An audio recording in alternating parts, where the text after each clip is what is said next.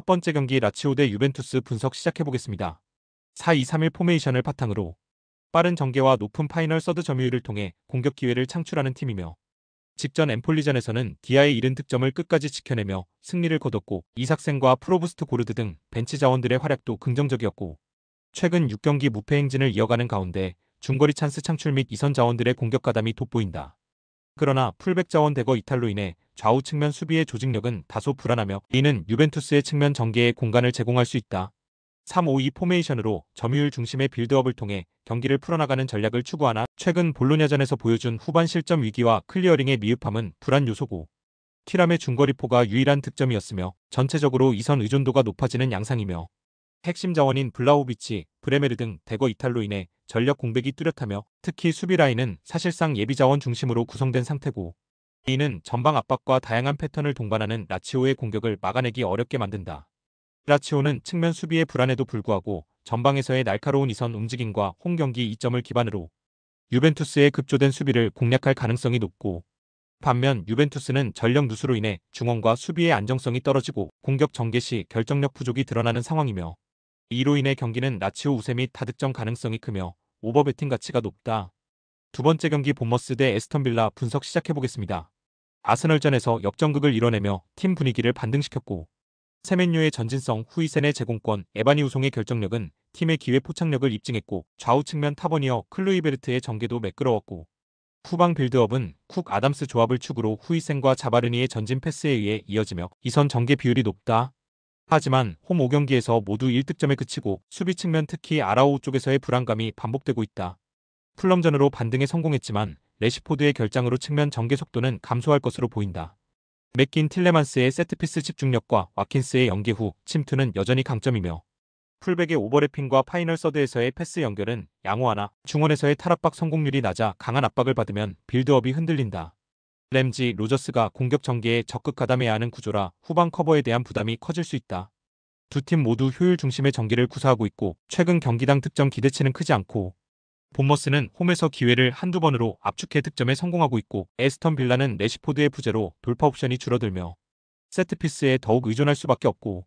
하지만 본머스의 이선 집중 공격 전개와 세트피스 활용도가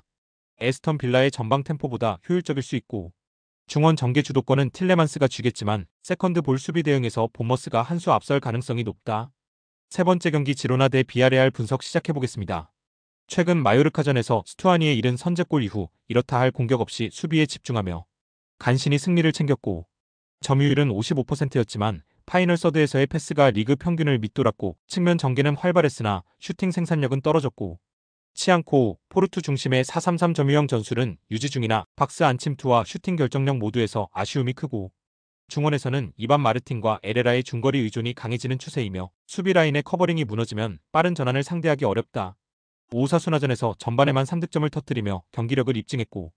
페페의 활발한 드리블과 아유세의 마무리가 강점을 보였고 파레오의 템포 조절은 중원 장악을 가능케 했고 4-4-2 포메이션을 기반으로 롱볼 활용과 세컨볼 전개에 능하며 파레오 메사냐의 조합은 빌드업 안정성을 높인다. 수비에서 다소 실점은 있었지만 전반적으로 빠르고 실리적인 공격 전개가 주목이고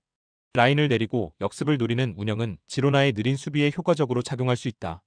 지로나는 점유율은 높지만 실질적인 찬스 창출과 득점으로 연결되는 비율이 낮고 반면 비아레알은 투톱 기반의 빠른 전환과 효율적인 마무리로 공격 전개에서 명확한 강점을 보인다. 수비 결장 이슈가 있는 양팀은 실점 가능성도 높으며 중원에서의 공방이 경기의 흐름을 좌우할 전망이며 공격 전환 효율에서 앞서는 비아레알이 우세한 결과를 가져갈 가능성이 크고 다득점 경기로 이어질 여지도 높다. 네 번째 경기 마요르카 대 바야돌리드 분석 시작해보겠습니다.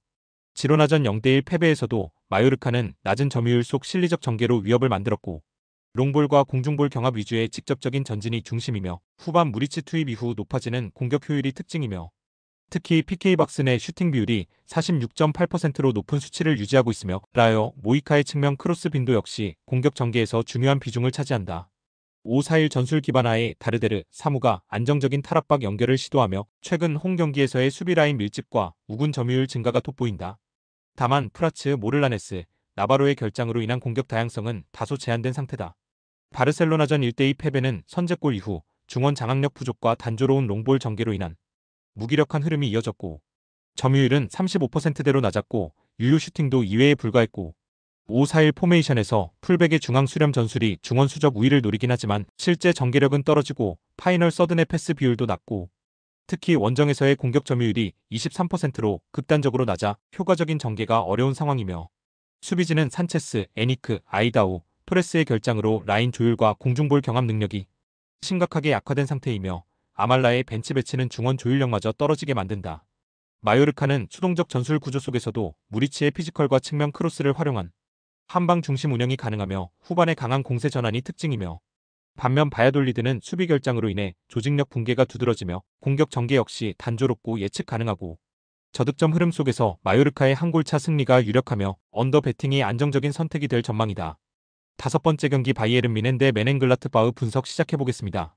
라이프치히전 3-3 무승부는 후반전 3골을 몰아친 반전 경기로 다채로운 공격 전개 능력을 증명했고 자네, 올리세, 디에르의 다양한 루트에서 골을 만들어냈고 키미히는 중원 장악에 큰 역할을 했고 전술적으로는 4-2-3-1 기반에서 4-3-3으로의 유기적 전환이 강점이며 자네와 올리세의 측면 돌파, 밀러의 EMF의 세컨 침투가 주요 루트고 다만 김민재, 디에르, 데이비스 등 핵심 수비 자원이 대거 결장하면서 후방 안정성은 다소 흔들릴 수 있고 그럼에도 불구하고 공격 점유율과 중원 주도권을 바탕으로 상대를 압도하는 운영은 여전히 유효하다. 호펜하임전 4-4 무승부는 전방 득점력은 살아있지만 수비 집중력은 최악 수준이었고 73분부터 18분간 3실점하며 경기 흐름을 완전히 잃었고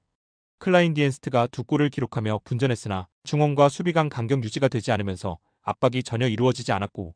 4-2-3-1 전형이지만 수비적으로는 측면 편향이 심하며 중앙 대응력이 약하며 여기에 주전 백업 골키퍼까지 모두 부상으로 이탈 3옵션 골키퍼를 투입해야 하는 절박한 상황이며 수비 라인 전체가 불안정하고 특히 중앙 수비의 볼 처리와 박스 내 공간 커버에 심각한 결함이 있다. 바이에른 뮌헨은 수비 결장에도 불구하고 압도적인 점유와 공격 템포로 승기를 잡을 가능성이 크고 메넨글라트바흐는 전반적으로 수비 붕괴 상태에 가까우며 키퍼 부재는 사실상 자멸 요소고 자네 올리세 밀러의 연계가 박스 근처에서 자유롭게 작동할 수 있는 환경이며 멀티 득점은 물론 다득점 경기가 기대된다. 한편 메넨글라트바흐의 반격 여지는 낮고 역전 상황에서의 대응력도 떨어진다. 6번째 경기 시타르트 대 브레다 분석 시작해보겠습니다. 기본 전술은 4-2-3-1 기반이나 최근 경기에서는 박스 안침투 전개가 급격히 무뎌지고 있고 시어 하위스와 다흐라우스의 간격 유지는 매끄럽지 못하고 풀백 핀토 디익스 조합의 수비 후반 대응도 불안정하고 주전 수비 자원 싱크그라벤, 중원 바스티엥, 공격 크루즈가 동시에 결장하면서 전체적인 빌드업 및 결정력 모두 저하된 상태고 이 선에서의 슈팅 비율은 높지만 박스 내 마무리 비율은 극히 낮아 점유 대비 실효성이 부족하다. 4-4-2 전술을 기반으로 한 단순하지만 효과적인 측면 침투와 전방 압박이 장점이며 사우어, 판 후이동크의 투톱은 침투 빈도와 마무리에서 강점을 보이며 중원의 리만스와 바랄드는 탈압박과 패스 전개 모두 안정적이며 직전 즈볼레전 패배는 역습 대응 실패에서 비롯됐지만 공격 전개 자체는 10개의 슈팅으로 위협적이었고 수비진 판덴 베르흐의 결장은 아쉽지만 대체 자원 부시의 커버 능력은 일정 수준 이상이며 전반적으로 공격 전개 효율과 압박 후 전환 구조가 시타르트를 상대로 우위에 있다. 브레다는 일선 중심의 단순한 침투 구조에도 불구하고 시타르트의 조직적 붕괴를 효과적으로 공략할 수 있는 전술적 특성이 뚜렷하고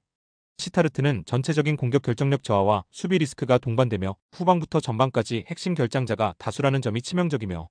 점유율 기반 운영은 유지되나 실질적인 기회 창출은 기대치 이하고 브레다는 측면에서 라인을 벌린 뒤 롱볼과 압박 전환으로 기회를 창출하는 효율적 운영이 강점이다.